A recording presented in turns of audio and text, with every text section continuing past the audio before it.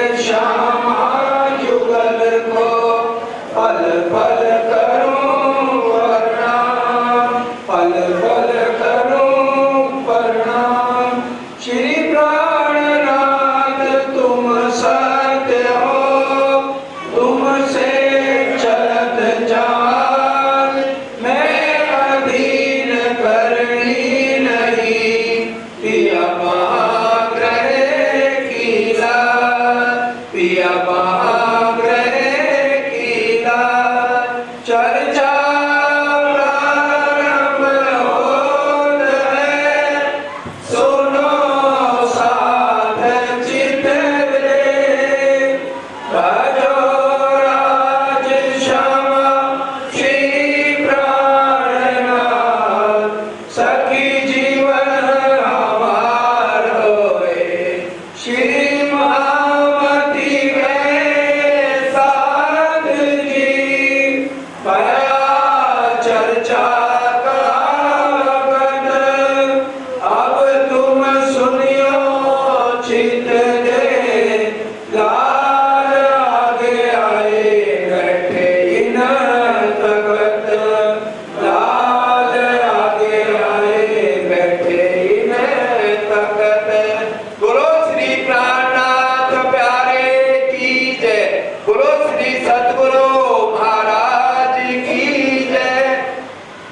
फिर ठोर ठोर पाती लिखी अपने फिरे की, मत कोई लाइयो ईमान तरफ श्री जी साहेब जी। तरफ श्री जी साहेब जी। रोहिला खान की सराय में,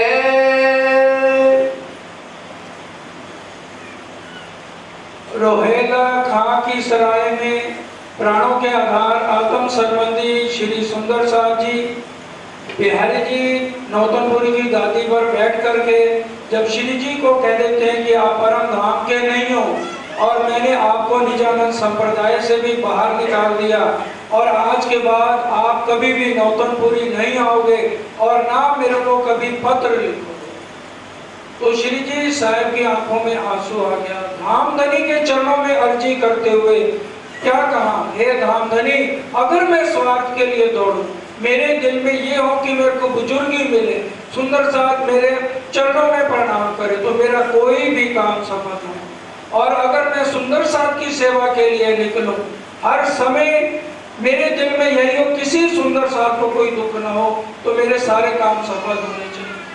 अब बिहारी जी ने उसके बाद उनकी गद्दी तो चलती नहीं है, क्योंकि उनको चर्चा करनी आती नहीं। ये नहीं है कि गादी के ऊपर जिसको बैठा दो मेहर उसके ऊपर हो जाएगी, ऐसा नहीं है। राज्य देख लेते हैं कि किसके अंदर बैठ करके मैंने चर्चा करनी है या किसको देखना है, क्योंकि वाणी कह रही है काहू बदले ना पाइए, कोई देखत कोई दौड़त मुझ देखत, पर रास ना आया काहू को, जो लो धनी ना बख्शत। जब तक राज्य दिल में नहीं ले लेते तब तक चाहे किसी को भी आप गद्दी पे बैठा दो, ये नहीं सोचना चाहिए कि ये चर्चा करनी शुरू कर देगा, क्योंकि मेहर होत अबल से, मेहर राज्य के दिल से होनी है और जिसको उन्होंने चुन लिया उसी के अंदर ही वो अपना हुक्म अपनी शक्ति और मेहर बरसाएंगे, तभी ये वाणी की चर्चा हो सकती है। ये हम सोचेंगे हम किसी से जाके तालीम ले लें और इनको हम रट्टा लगा के स्टेज पे बैठ के बोल लें, सुंदर साहब जी ये तो राज्य कहती है स्कूल का ज्ञान नहीं है जो आप सीख लोगे या इल्म है किसी से ले लोगे। हक वतन की बारीकियां हक के दिए आवत, ना सीखे ना सिखाए ना सोबते हक मेर थे पावत। अब बिहारी जी महाराज की गद्दी चल नहीं रही। अब श्री जी का नरम दिल देखो, वो फिर भी टाइम टाइम पर जो उनके पास पैसा इकट्ठा होता है बिहारी जी के पास भेज रहे हैं। उनको धर्म से निकाल दिया, फिर भी अब देखिए 3 सुंदर साथ बिहारी जी ने भेज दिए, प्रेम जी, नाग जी और संग जी। अब ये तीनों आ गए और ये आके कहने लगे हमें जितना ज्ञान हमने सुना है उसी के ऊपर संतुष्टि करनी चाहिए। सतगुरुदेव चंद जी की गादी को छोड़ के इससे ज्यादा हमें प्रचार नहीं करना चाहिए।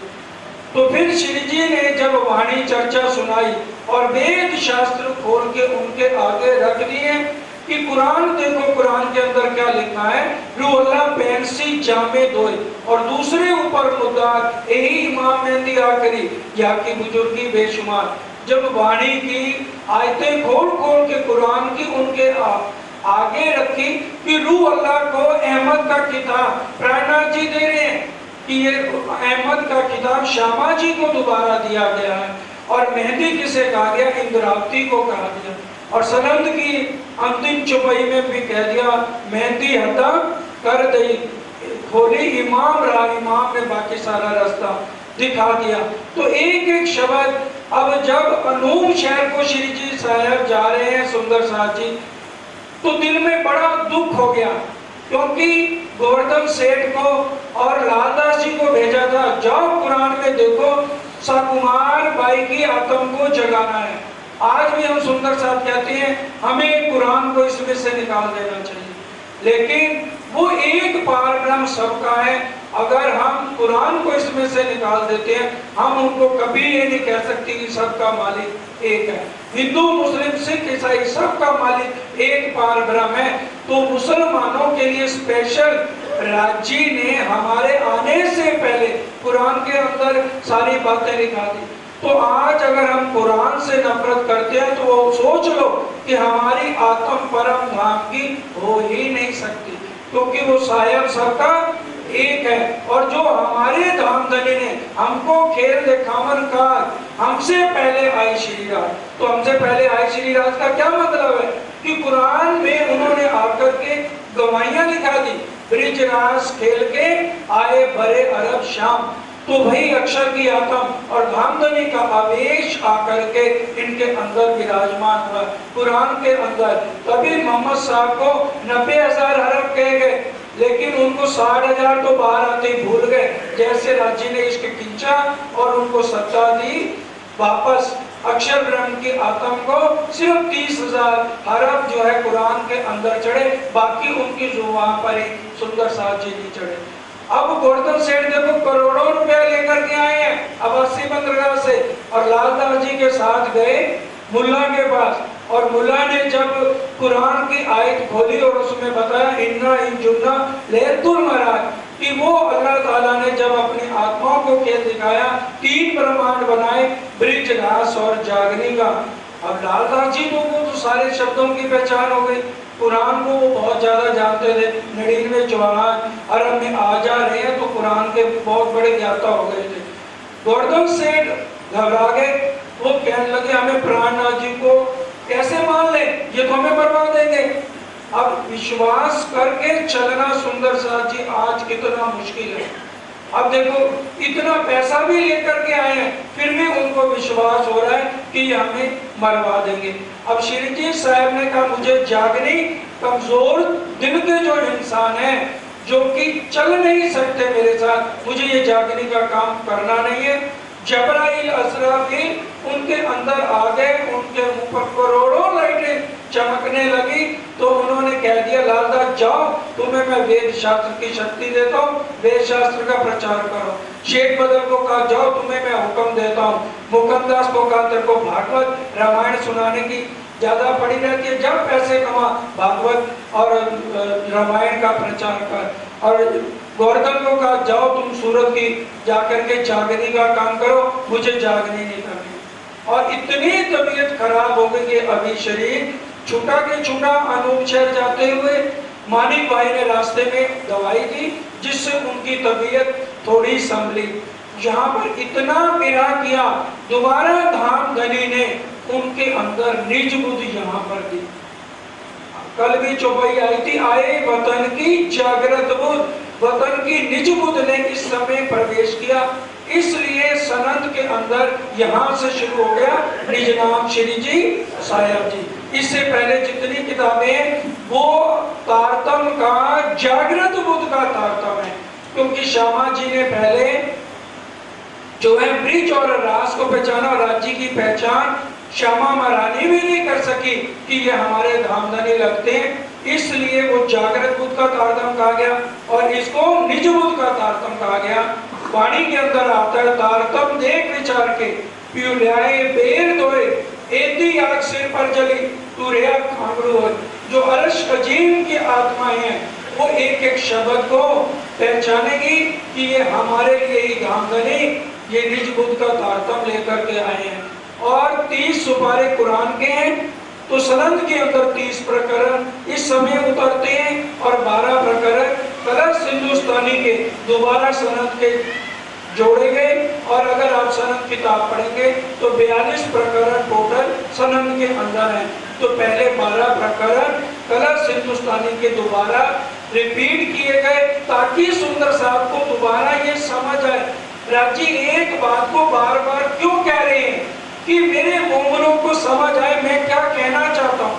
अब जैसे बच्चों को प्यार से कहो, नहीं समझेगा, डांट लगाओ, नहीं समझेगा, फिर कहेंगे हाय हाय, फिर उनको थप्पड़ भी मार देंगे। इसी तरह से राजी महाराज की 5 शक्तियां हमसे में जरूर उतरी, लेकिन महामती का किताब नहीं मिला। इसलिए रास प्रकाश कटौती आप पढ़ेंगे उसमें किसी प्रकरण में महामती नहीं आया, इंद्रावती आया। अब महामती का किताब जाके सूरत में मिला, इस कारण से वो 12 प्रकरण सनद में दोबारा जोड़ेगी। सुंदर साहब जी आप विचार करो, ये जो महामती का किताब है मैंने सूरत के अंदर दिया और सनद जब उतरी है तब जाके निज बुद्ध ने यहाँ पर प्रवेश किया। अब वो कह रहे सकुमार भाई परम धाम गया था मैं, और परम धाम से 12,000 आत्माएं चारों वर्णों में उतरी है, ब्राह्मण, क्षत्रिय, वैश्य और शूद्र। हम ये नहीं कह सकते, या आगे जाके पद्मावतीपुरी धाम में देखना जमादार श्री जी साहब की जो है सेज को संभालता है। छुआछूत तो बिल्कुल प्राणनाथ जी ने यहाँ आकर के खत्म कर दी है, चाहे कोई अमीर है, गरीब है, और कोई जाति प्रथा नहीं चलाए। इसलिए पद्मावतीपुरी धाम जाओ तो हमें ये नहीं लगेगा किसी को वीआईपी ट्रीटमेंट मिल रहा है और हमें तो प्राणनाथ जी पूछ नहीं रहे। सबको वो एक नजर से देख रहे हैं, क्योंकि परम धाम से उन्होंने विचार ही कर लिया था कि मैं जब तक करूंगा पद्मावतीपुरी धाम में सबको अपनी नजर में देख लेके मैंने यहीं से देखना है कौन कितनी बार मुझे सजदा बजाने यहाँ पर आ रहा है। तो घूमट जी के अंदर सारे संसार का मत इस समय सुंदर साथ जी है, और राजी महाराज वही घूमट जी में ही बैठ करके हमें सबको देख रहे हैं कि कौन कितनी बार यहाँ सजदा बजाने आ रहा है। ये सारी बातें आपको अष्ट पैर की सेवा पहले मंगलाचरण आएगा सुंदर साथ जी, उसमें ही बता दिया जाएगा कि राजी ने नीले पीले मंदिर में बैठ करके इस खेल को किस तरह से बनाया है।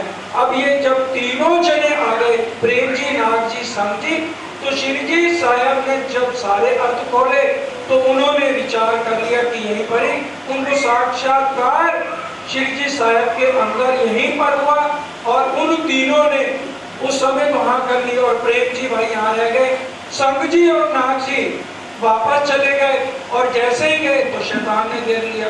शैतान तो ढूंढता है किसका कमजोर दिल है, उसके ऊपर मैं बैठक करूं और इनकी बदनामी करूं। और जैसे वो गए अब दोगली बात करने लगे। जैसे हम जब तक यहाँ बैठते हैं तो हम बहुत अच्छा बोलते हैं, राज्य की मेहर भी रहती है, और जैसे सीढ़ियाँ उतरती है तो भाई यहाँ तो गर्दन सेट का हुआ। श्री जी के पास लालदास जी ने यही तो आके कहा, जब तक हम आपकी चटाई पर हैं तब तो आप हमारे प्राणनाथ, और जैसे हम नीचे उतरते हैं तो शक्ति खत्म हो जाती है, हमारे दिल में क्या आता है, ये हमें मरवा देते हैं। तो अब यहाँ पर श्री जी साहब की मेहर से जब एक बार तो विश्वास हो गया, दोनों का फिर ईमान डोल गया। बिहारी जी को कह तो दिया, हमने साक्षात सदगुरु महाराज की बैठक उनके अंदर देखी है। बिहारी जी उसी समय जंगल वहां के पेड़ के नीचे बैठ गए। 3 दिन रात जाकर के सुंदर साथ ने उनके चरणों में दंडवत प्रणाम कर करके बड़ी मुश्किल से, जिद्दी है, अहंकारी है, घमंडी है, सारे ही यहाँ के बिहारी जी महाराज के अंदर है, और बड़ी मुश्किल से उनको मना के लाए। कहते अब मेरे को मना के ले आयो, चिट्ठियां लिखो सब सुंदर साथ को कि धामधनी की बैठक मेरे अंदर है, मैं सबका धामधनी हूँ। फिर सबसे दोबारा उनसे चिट्ठियां लिखाई। तो सुंदर साथ जी हमें ईमान दिलाने के लिए, अगर राम के साथ रावण न होते तो राम को कोई ना पहचान सकता, कंस के साथ कृष्ण ना होते तो कृष्ण की महिमा इतनी ना होती, प्राणनाथ जी के साथ बिहारी जी ना होते। विलेन तो चाहिए साथ एक में, तभी हीरो की पहचान होती कि वास्तव में धामधनी की बैठक काम आ रहा है। अब दोबारा चिट्ठियां लिखाई और फिर दोबारा भेजा, अरे गद्दी तो चल नहीं रही, जाके वहां से महाराज इतने नोट कमा रहे दिन पर रात, उसको लोग नोट दे रहे हैं, सोना दे रहे हैं, चांदी दे रहे हैं, जाओ वहां से लेकर आओ।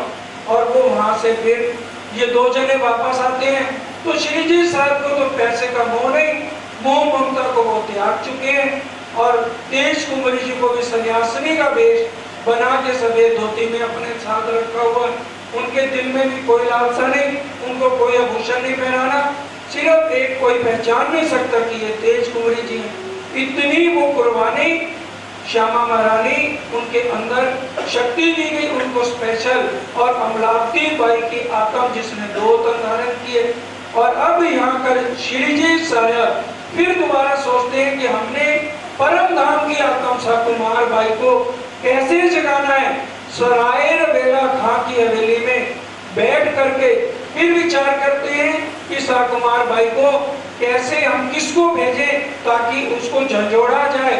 और वो एक तो उसको गद्दी का नशा है, चाहे उसको पता लग चुका है कि इमाम है कि आ चुके हैं, वो नमाज करता है, 4 निकू रख के उसकी चद्दर हिलनी शुरू हो चुकी है। गुरु तेग बहादुर की बात तक नहीं सुनी औरंगजेब ने। जैसे दरबार में आया कुछ बोलना चाह, गर्दन उड़ा दो, क्योंकि जिस हिंदू को वो देख लेते हैं गर्दन उड़ा दो। और अब देखो श्री जी की कृपा, अपने 12 मोमिन कैसे जाते हैं, किसी का भी बाल बेका नहीं होता है। और उसने कभी ऑर्डर नहीं दिया कि इनको तुम इनके ऊपर जुल्म सितम करो। हमेशा कहता था कि आप इनको अच्छे मलिदे खिलाओ, अच्छे इनको भोजन कराओ।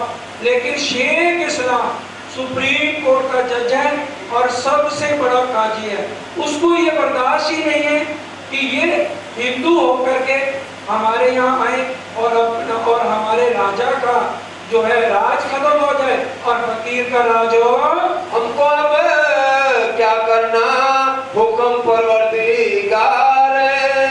अब वो लाला जी कहते अब हमें क्या करना चाहिए कि किसी तरह से परम धाम की आत्म तक हम संदेश भेजें, अपना हमने फर्ज पूरा करना है। घरों रजवी खान के फिरे दिन 10-20 दिन लगातार रजवी खान जो कि औरंगजेब का खास आदमी है, उसके पास लगातार 20 दिन सुबह शाम चक्कर पे चक्कर लगा रहे हैं। शेख निजाम के घरों फिरत रहे माँ से 1 महीना शेख निजाम के घर जा रहे हैं। कई सोबत सागर मलसों घर गए 10 बेर।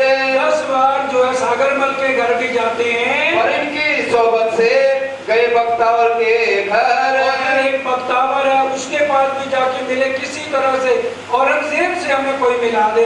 पास रोहिला खान के रहे मास 4 महीने रोहिला खान की हवेली में रहते हैं। कहाँ से थी आए के रहे हवेली दुलीचंद। फिर दुलीचंद की हवेली में आते हैं। अब हिंदुओं की हवेली किराए पे लेते हैं तो कुरान पढ़ते हैं, तो कहते निकलो यहाँ से, धोती कुर्ता पहनते हो, टीका लगाते हो। औरंगजेब को पता लग गया हमारी गर्दन उड़ा देगा, वो उनको निकाल देते हैं। तो रहने ना दे वही बहुत करने लगा शोर। रहने ना दे भी मुसलमानों के यहाँ जाते हैं तो वो हिंदू के अगर वेद शास्त्रों की चर्चा करते हैं तो मुसलमान निकाल देते हैं। और अब अगर हिंदुओं के जाते हैं तो वो हिंदू निकाल देते हैं, कोई भी इनको रहने नहीं देता। अंत में आकर पेड़ के नीचे प्राणनाथ जी बैठते हैं।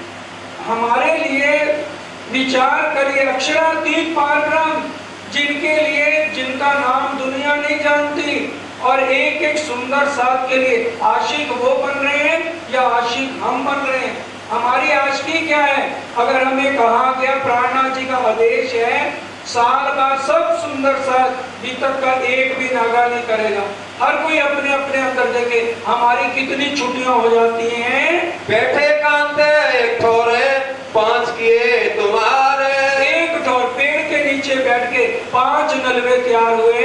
हजरत ईसा आया हकीकत दीन इस्लाम। उन चिट्ठियों में क्या लिखा जो कुरान में मोहम्मद साहब ने कहा था ईसा रुअल्लाह आना, ईसा रुअल्लाह आ चुके हैं। कुरान की आयत लिख दी 10वीं ईसा 11वीं इमाम 12वीं सदी फजर तमाम, ये उसके अंदर लिख दिया गया। असराफील जबराइल उतरे अरश से। अरश से स्पेशल 2 फरिश्ते उस अल्लाह ताला ने अपने मोमिनों के लिए भेजे हैं ये आयत कुरान के अंदर है। जब्राइल असराफील भेज दिए दो अमर, निगहबानी कीजिए मेरे खासे बंदों पर। जब्राइल असराफील भी उतर के आ चुके हैं। और लड़ाई दज्जाल की सब लिखी इनमें, और लड़ाई दज्जाल की 4,32,000 फौज लेकर हर मोमिन के अंदर बैठ के वो दखल अंदाजी करेगा। आजूज माजूज जाहिर उग्या सूरज मगरब, आजूज माजूज नूह नबी के पोते हैं, वो भी यहाँ आ चुके हैं और वो अब राह खुदा की ना चल के दूसरा उल्टा रास्ता दिखाते हैं। काबा हुई जाहिर ये सब लिखे सबब, और दावतलरत जानवर भी पैदा हो चुका है।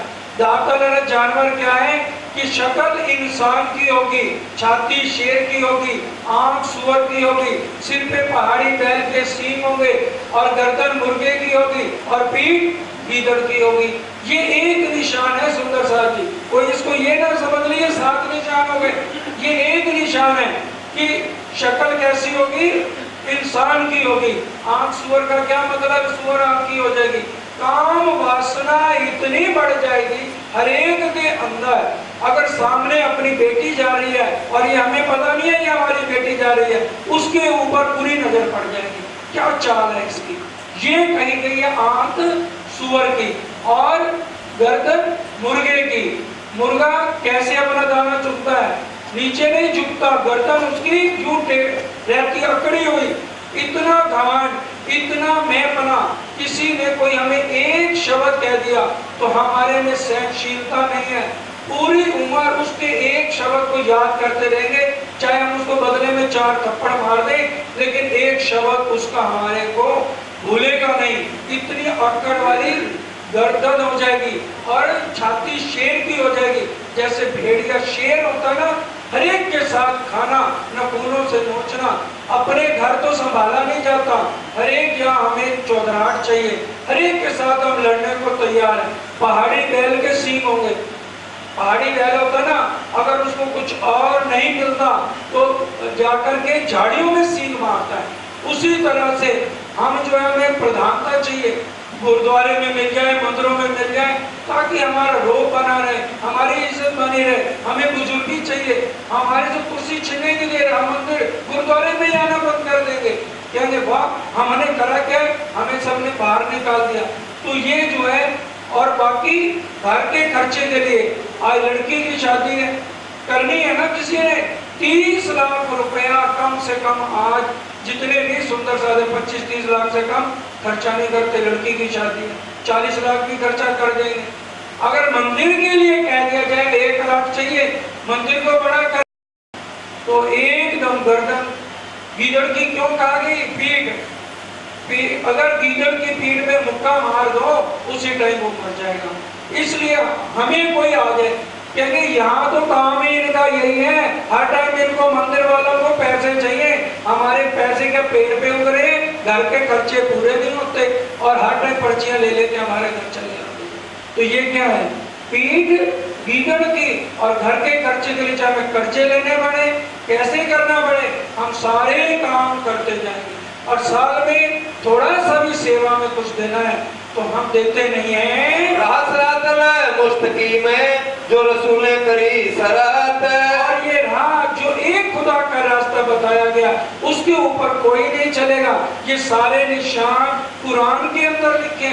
जब इमाम मेहदी आएंगे तब ये जो है निशान हो जाएंगे और सूरज पूरब की बजाय पश्चिम में उदय होगा।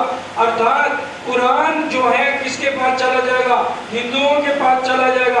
कुरान ने भी कहा मैं घूंघट में रहूंगी क्योंकि वो मेरे दुल्हा है इमाम मेहदी, जब तक वो नहीं आएंगे तब तक मैं अपना घूंघट उठाने वाले नहीं हूँ।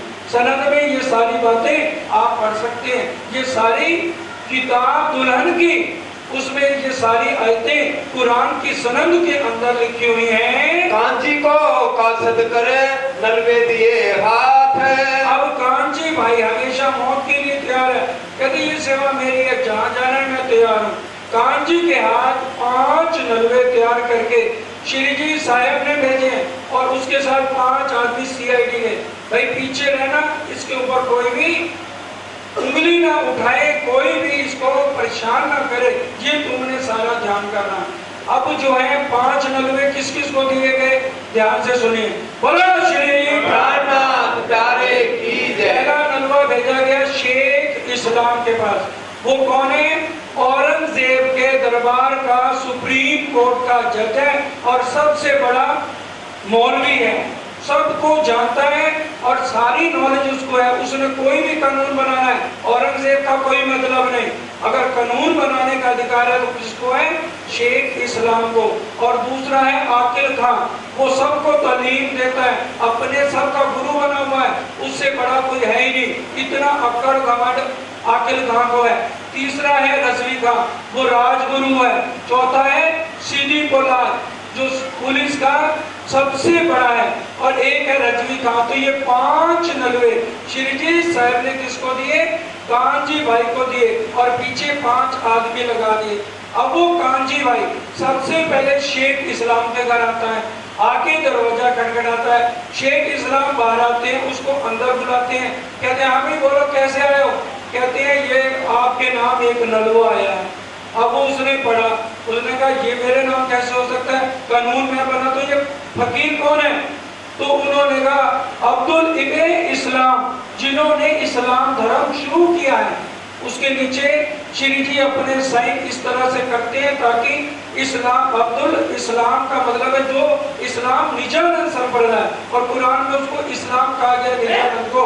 वो नीचे दक्षत किए हुए हैं। कहते वो फकीर का एड्रेस बताओ। कहता जी मैं तो पिटारतू झल्ली वाला हूँ, मेरे को तो पैसे तब मिलेंगे जब आप इसका उत्तर लिख के दोगे। कहते ये क़यामत के निशान है, ये हम सब इकट्ठे होंगे, तेरे पास एक मेरे नाम नलवा है या और किसी के नाम भी है? कहता जी ये मेरे पास 4 नलवे और हैं। कहते जा तू सबको दे गया, फिर हम सब बैठेंगे तब उत्तर देंगे। फिर दूसरे के घर रजवी खां के जाता है, फिर तीसरा सिद्दीकुल्लाह के घर गया, फिर आकिल खां के घर गया, इस तरह से 5 के घर गया, लेकिन उसका उत्तर कोई भी उसको देता नहीं है, सब एक ही जवाब देते हैं। अब रजवी खां के घर गया, कहते भाई शादी का पैगाम लाया। वो कहते तेरा को हो क्या गया है? शादी का पैगाम तू कैसे लेके आ गया? अभी तो ये मौत का पैगाम तू लेके आया। तू कह रहा क़यामत आ गई। मुसलमान क्या समझते हैं? क़यामत का नाम क्या है? महाप्रलय। जबकि प्राणनाथ जी ने कहा क़यामत का मतलब है कायमी, जिसकी आत्म जग जाए, कब्रों से मुर्दे उठ जाए, उसको कायमी कहते हैं। ये शरीर हमारा कब्र है और अंदर जो मुर्दा वो कौन है? जीव है। जब जीव जागृत हो जाए, उसके अंदर बल आ जाए, तब आत्म आगे बढ़ सकती है। जब कब्र में से मुर्दा ही नहीं उठेगा तो आत्म आगे बढ़ ही नहीं सकती है।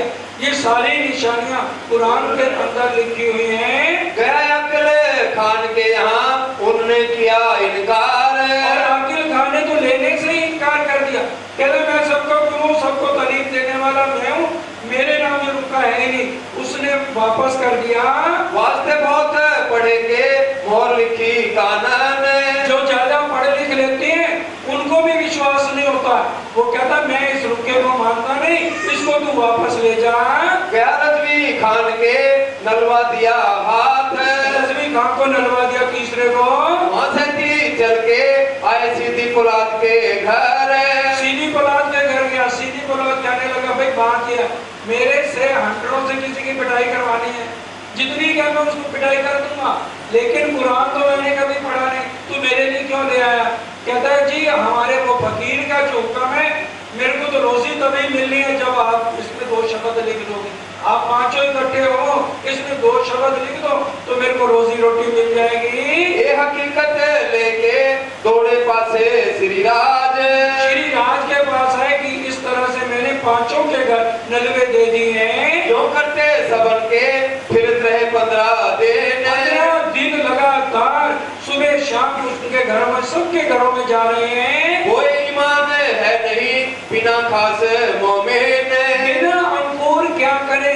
ताले निस्बत लिखी ना है, जिसके निस्बत में अल्लाह ताला की बातें, एक पार ब्रह्म की बातें लिखी हुई नहीं है, तो जो यहाँ के कोरे जीव हैं उनको ये शब्द कहाँ से समझ आएंगे? चाहे चुका शेख नमाज के यहाँ मोहे दो जवाब। अब कांजी भाई शेख निजाम के यहाँ जाते हैं, कहते हैं भाई मेरे को रोजी नहीं मिल रही, मैं गरीब आदमी हूँ, मैं पिटारता हूँ, आप मेरे को 2 शब्द लिख के क्यों नहीं देते हो? ये तो काम है सुल्तान का, क्या जवाब देवे हम? शेख निजाम भाई ये काम औरंगजेब बादशाह का है, हम इसका उत्तर नहीं दे सकते हैं। हम सब मिलके एक ठोर करें जवाब। आप क्या कहते हैं शेख निजाम, हम सब इकट्ठे मिलके आपको जवाब देंगे। तब कहा कान जी ने, तुम खबर करो सुल्तान। कान जी भाई ने कहा तो बहुत बढ़िया बात है, तुम सुल्तान को खबर क्यों नहीं करते हो, आप औरंगजेब को ये संदेशा दो हमारा। कहा हमारा बुत्ता नहीं, बात न निकसे मुख है। अरे हम तो उनके सामने खड़े होते तो कामना शुरू कर देते, हमारे मुख से एक शब्द नहीं निकलता और तुम कहते हो कि खबर कर दो। अगर औरंगजेब को हल्की सी भी बात हमारे मुख से गलत निकल गई, उसी समय हमारी गर्दन उड़ा दी जाएगी। यहाँ से थी फेर के गया रजवी खान। फिर यहाँ से कान जी भाई रजवी खान के जाते हैं, मैं तुम पर लाया शादी के वचन। और रजवी खान को कहते हैं अरे मुबारक हो, मैं तुम्हारे लिए शादी का पैगाम लाया हूँ। तब जवाब इन्हें दिया, क्या शादी करें हम। तू मौत का पैगाम लाया है कि शादी का लाया है। जो हमारे दिल में रहे दुनिया की उम्मीद। अरे वो कहता है तू जा वापस ले जा, हमारे दिल में अभी बहुत उम्मीद है, अभी हमने दुनिया नहीं देखी, अभी बच्चे भी आए हैं और तू कहता है क्यामत आ गई, अभी हमें क्यामत अभी बहुत दूर है। हम कछु कहते हैं लिख दो दो कलमे। कान जी भाई ने कहा मैं ज्यादा कुछ नहीं कहता, मैं पिटा दूं, 2 शब्द इसमें लिख के दे दो। ये बात पांचन की नहीं, अकेले मेरा काम है। रजवी खान कहता है भाई ये बात पांचों की है, हम इकट्ठे पांचों बैठेंगे तब इसका उत्तर देंगे। इन बात आज जो है के आया पास श्री राज। श्री जी के पास आया, कहता जी ऐसे ऐसे इतने टाइम हो गया सबके जाते, आप हमें जब तक हुक्म करेंगे हम तो जाते रहेंगे। जवाब कोई ना दे वही बहुत फिरा इनका। बहुत लगातार जाते रहे, किसी ने भी उत्तर लिख के नहीं दिया है। रामचंद्र वकील के फिरे कोई दिन। कुछ टाइम तक रामचंद्र वकील के भी जाते रहे सुंदर साथ।